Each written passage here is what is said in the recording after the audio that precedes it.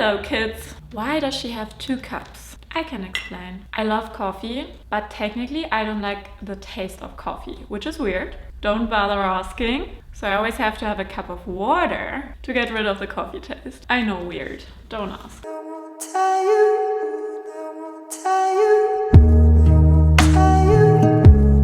Today's video is about what I've learned in my 20s. Somebody commented on my last video, "You're like the big sister I wish I had." And I was like, this is such a nice thing to say. And I kind of like the idea of being a big sister. So I want to share with you what I learned in my 20s. I made some notes again. I'm a good student. As many of you know, I'm 30 years old, which is unbelievable because I feel like 21. I feel like I have imposter syndrome with my age. Like, I feel so young, and I think other people think I'm younger, and I'm always like, oh my god, wait until they find out how old I am.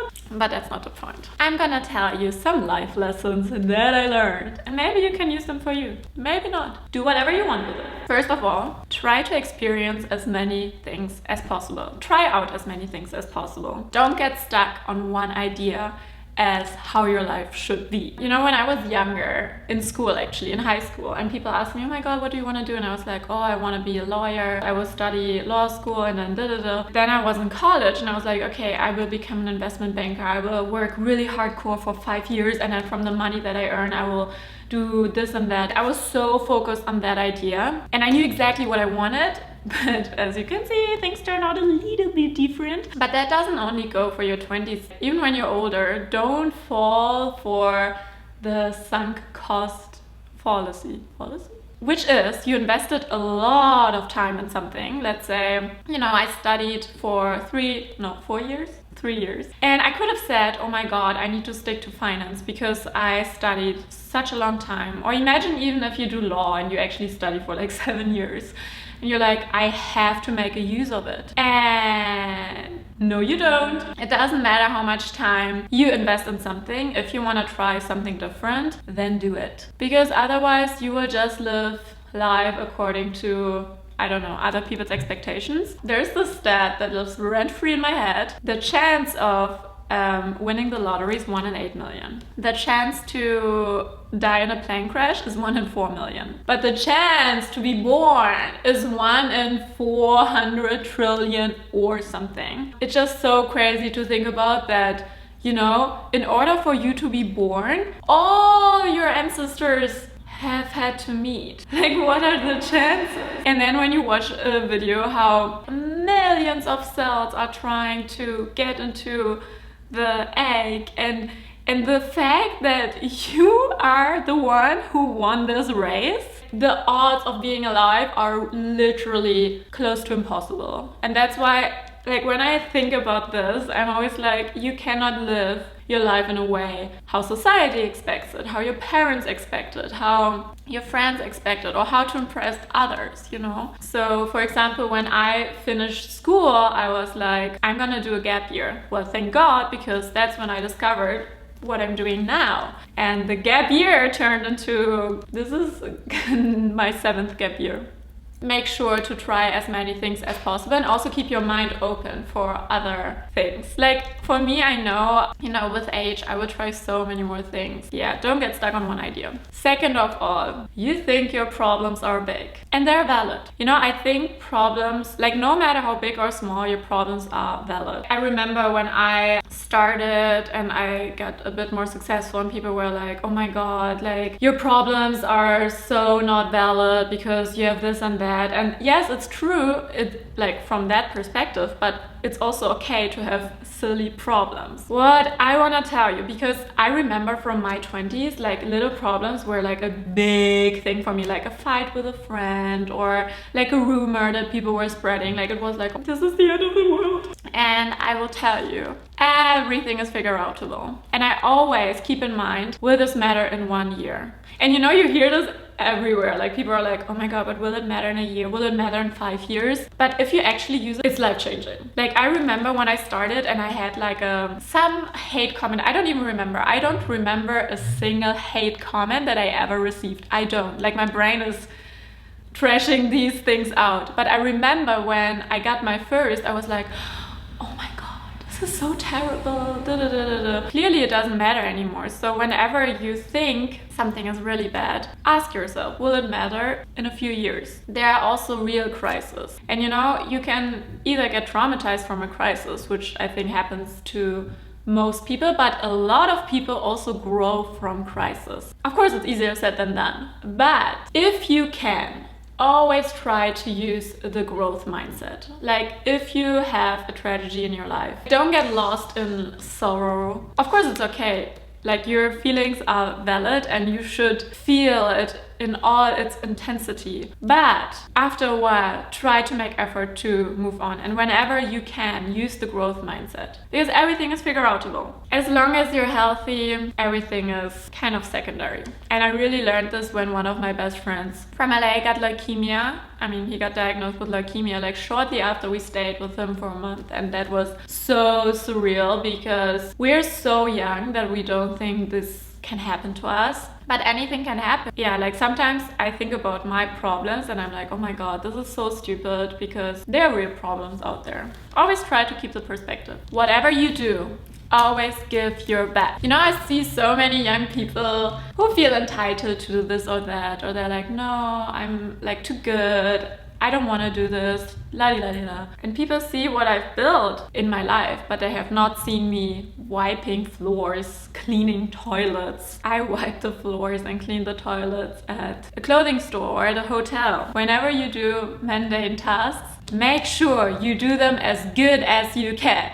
If you have to clean that toilet, make sure you're the best freaking toilet cleaner in town. I just think it's a matter of character, and it also really builds your character. I never felt like I'm too good for these tasks, and now I would still do it, you know. But also when I was a cashier at a supermarket, I always tried to be the best cashier, and I always tried to be as fast as possible, to scan the items as fast as possible, and I tried to gamify my work. Because I always, like, even when I clean plates or like, I did all these things where a lot of people say they're too good for that, and I always try to be the best in doing them, and it builds character. You don't need to have figured it all out. And you know, when we're young, we look at older people and we're like, oh, they have it figured out. Like, when I'm this age, I will have figured it out, and the answer is no. Even our parents have not figured all out. And honestly, I'm not even sure if I will ever have figured it all out. So I am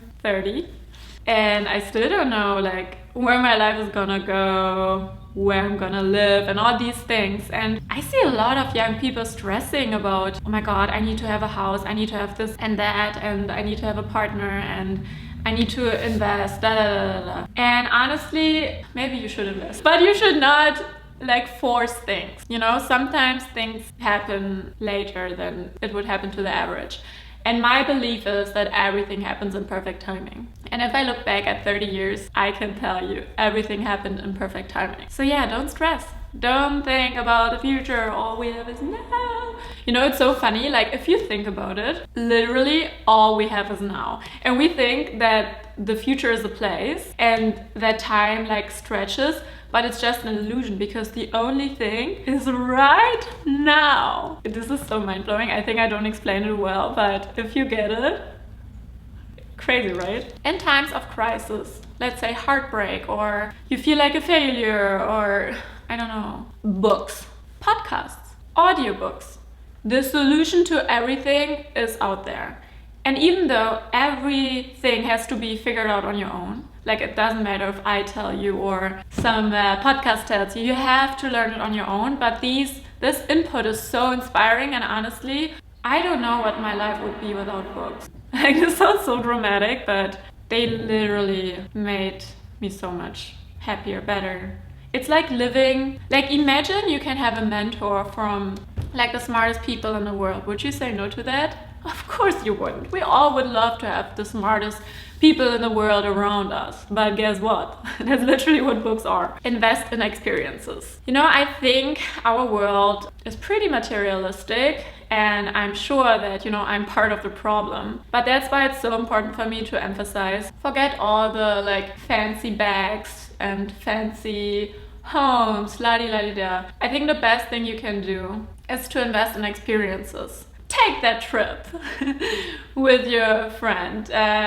Go for a month to Australia or wherever you want to go. When I was, how old was I? I just finished college. So me and my boyfriend, we were like on a low budget trip, but we saved up for it. So we had 2K in total for like everything. Hotels, the train and living costs. So 2K is a lot of money, but for that trip it wasn't a lot because we traveled for 3 weeks or something through all of Europe. And we saved up for it. And honestly, that Euro trip, you know, we took the train, how do you call it? It's like Europass or something. Before, you know, you think about buying this or that, think about how can I better invest this in experiences. And I think, you know why I always say, like, try as much as possible, invest in experiences. The more you see when you're younger, the more like life experience you collect, the better off you will be later, if that makes sense. Because you learn so much about life and staying open-minded and all this. So if I think about myself and what I would tell myself if I had known myself, and I also mentioned it in other videos, but I would definitely tell myself, do not compare yourself to other people. And I think like the whole comparison thing, I mean, I know it's like so deep in our DNA, but it's so toxic. And the worst thing about it is when you compare yourself to others, like even when I was in school and I was surrounded by people who were like way richer, and I would compare myself, I would compare school grades. If you focus on other people, you lose yourself because you prioritize somebody else over yourself. And I think if there's something you should work on, like at any age, is your sense of self. And I don't mean by that like being egoistic or whatever. I mean that you should have such a strong sense of self that other things cannot bring you out of balance easily. For example, when I started Instagram and I did this and that, and suddenly I see people would copy me, and there were some copies that were like really extreme where I felt like this person literally copies my life or wants to copy my life, and I was so like I was so upset about it. But now that I look back, I'm like, oh my god, I was so upset because I was so afraid that that person can steal my identity. But if you have a strong sense of self, nobody can steal your identity. Nobody will ever be like you. And nobody can do things the way you do them, no matter if they copy. Having a strong sense of self is, I think, like the biggest life goal.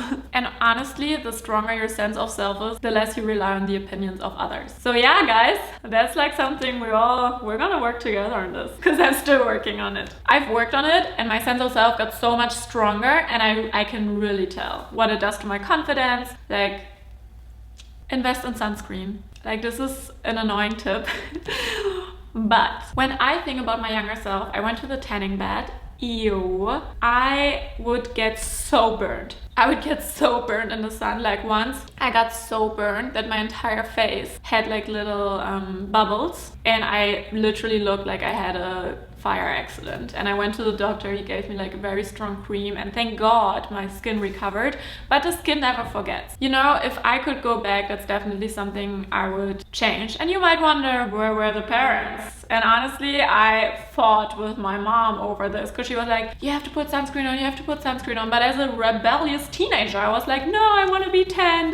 Now I use sunscreen every single day, even when it's gloomy outside. Like, sunscreen is so important. I think especially your older self will thank you for that. I once saw a video where there was like a truck driver who didn't use sunscreen, so he was always like, the sun always came from the left side, and you could see like his left side of the face was so much older than the right. It's so crazy. I would definitely recommend you always use sunscreen. And last but not least, get that sleep. Yes, you should have fun. You should have, you know, these nights that are unforgettable. But sleep is everything. And if I could go back, maybe I would not sleep 2 nights a week and not 5 nights a week. You know what I mean? Like, I would literally party. I would go to work from partying. Like, I would party until 5, start working at 6. Like, every single weekend. And it's just so sad. But also the way I neglected sleep which means I neglected myself. You know, sleep is the base, food is the base for everything, but sleep comes like almost at the same or maybe the same level. It's also so important for your mental health. It's so important for your brain development. It's so important for like so many things. I read the book Why We Sleep, and after you read this, you're like, damn. I think what we all need to learn to do better, and also that it's still something I have to like learn, is to prioritize yourself, your well-being. Like if you have an appointment at or somebody wants to make an appointment for, I don't know, 9:30 and you went to bed late because of this and that, then don't say yes. Don't try to please everybody. Put yourself always first, because by putting yourself first, you also strengthen your confidence, your self-love, and all these things. Honestly, I could talk for so much longer, but I will try to keep it low-key. Oh, you again? We need to hear from you what you learned in your 20s. Oh, I spilled water. Jürgen is our senior. Hey guys! Yeah, since I'm already so much older than He's Xenia, 42.